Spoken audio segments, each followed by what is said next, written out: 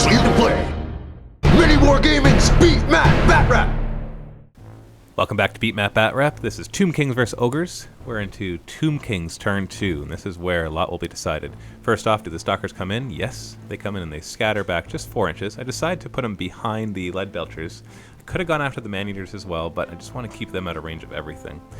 The Tomb Guard then get a flank charge. They were more than 50% in the flank of the Ogre, of the Iron Guts. They were able to get in there. And then the Chariots get, of course, their charge off because they're right in front. But this is going to be dangerous because he's going to use his magic item in my magic phase. Then my other Chariots move up, they pivot forward, and they're basically going to shoot at the lead belchers as well as the stalkers. In the magic phase, I do get a fair amount, but then he uses his item, which causes every caster to get a miscast. I get a 3+ ward save on Cetra, but failed it. Rolled a 7, and everybody in base contact takes a strength 10 hit. We actually forgot to do the Ogres, but it killed one of my Chariots. And then ward save there on my Wizard of Light, and he fails it, and he mishaps and loses D3 wizard levels, and he loses 2 of them, so he's now a level 0 wizard. Essentially, he's no longer a wizard. And my Hierophant then also takes, what happens to him? He takes a wound, as well as everybody else around him, or just him? I can't remember. Either way, it was bad. I lost pretty much all the magic dice from my pool, wasn't able to get any magic off that turn. Then fired with my Chariots and finished off one of his lead belchers, just getting 1 wound. Then the stalkers, they get to roll artillery dice to see how many hits they get.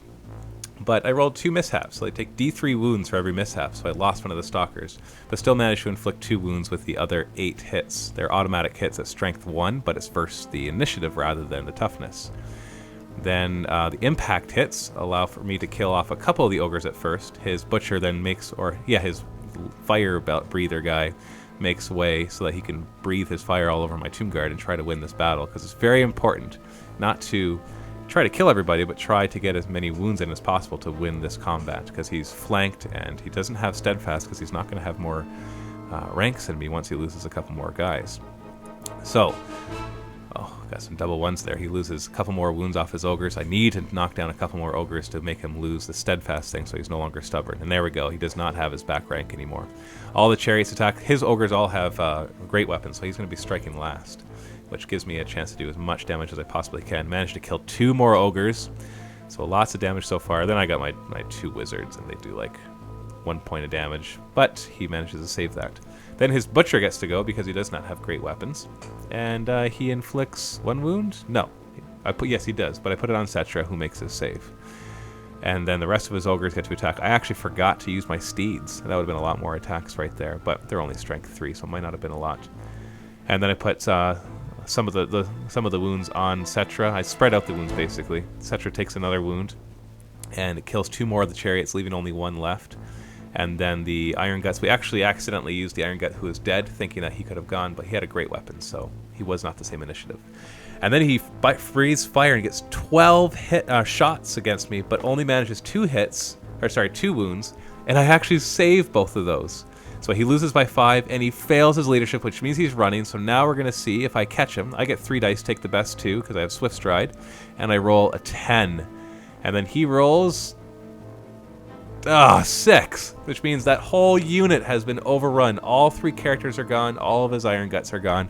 That is a devastating loss.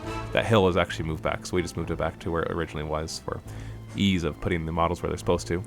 But he just lost that huge group. That's a devastating loss for the Ogres. He's not out of the game yet, because he managed to do a lot of damage, and now he's flank charging Cetra in the last Chariot. The other lead belchers could have charged the Tomb Guard, but they decided just to get out of my line of sight, so I can't charge them. The Giant moves up. The Man-Eaters are far away from any charging, so they move up as well. So I'm just trying to keep them useless as long as I can. Lead belchers then get 2d6 shots. They get 8 shots, all hitting on 4s. They're all strength 4 armor piercing, but he only manages 1 wound, so they could have killed a Chariot there, but did not manage to. Then his 1 lead belt, or his 1 man-eater's in range with his pistol, but he misses. Cetra gets to hit, the steeds do not. He gets 3 hits, strength 6, manages 2 wounds, no saves, but that doesn't knock him down to less guys. And that would have been a big deal if he had less guys there. He got we forgot his impact hits from charging, but he did not manage to wound me there. And then he fails miserably with his attacks, and it's a tie combat because he charged and flanked, so that's +2 for him, and I got 2 wounds on him, so we're tied there. So not looking good for the Ogres. Like I said, they're not out yet. Those Man-Eaters are very strong, but I still got that full group of chariots who are going to be able to charge next turn. So stay tuned for round 3. Click on the annotation if you're on YouTube, or just click the link below.